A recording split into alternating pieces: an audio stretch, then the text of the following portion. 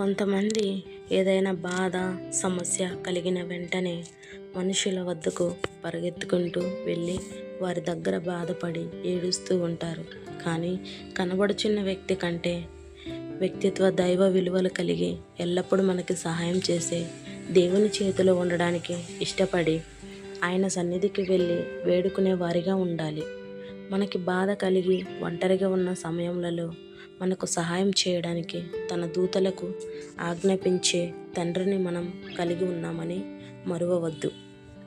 Bible గ్రంథంలో మరికొంతమంది స్త్రీలు కార్చిన కన్నీటి ద్వారా ఆయన కనికరమును పొంది చనిపోయిన తమ వారిని బ్రతికించుకోగలిగారు. బేతానియా గ్రామంలోని మరియా, మార్తా, లాజరు అను వారి కుటుంబంలో లాజరు చనిపోయిన సమాధిలో ఉంచబడ్డాడు. 4 దినముల తరువాత ప్రభు ఆ ప్రాంతమునకు వచ్చినప్పుడు మరియా యేసు ఉన్న చోటికి వచ్చి ఆయనను చూచి ఆయన పాదముల మీద పడి, ప్రభువా, నీవిక్కడ ఉండిన ఎడల నా సహోదరుడు చావకుండెననెను.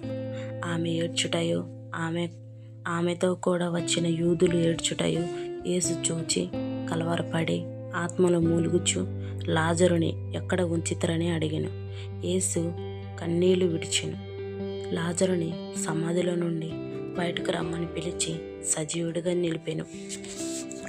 నాయీను అను గ్రామంలో ఒక విధవరాలి కుమారుడు చనిపోయి పాతి పెట్టడానికి వెళుతుండగా ఆ తల్లి కన్నీటిని చూచిన యేసు ప్రభువు కనికరపడి ఏడవవద్దని చెప్పి పాడె ఆపి అతనిని ముట్టి సజీవుడిగా ఆమెకే అప్పగించారు.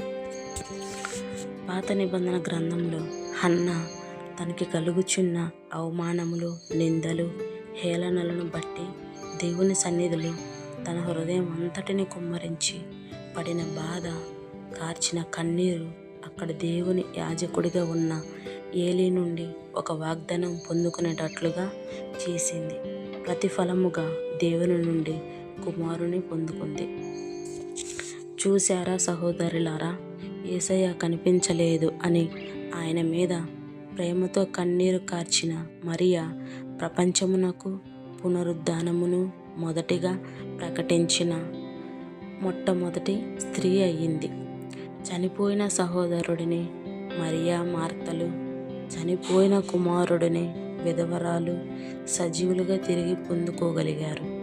హన్నా యొక్క కుమారుడైన సమూయేలు గొప్ప ప్రవక్తగా ఇశ్రాయేలు దేశంలో నిలిచాడు.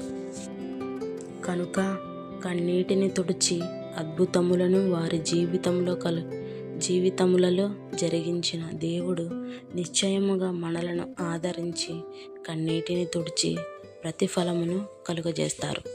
కాబట్టి ప్రార్థించి సంతోషమును కలిగి ఉండుడి. అట్టి సంతోషమును దేవుడు మనకి అనుగ్రహించునుగాక. ఆమేన్.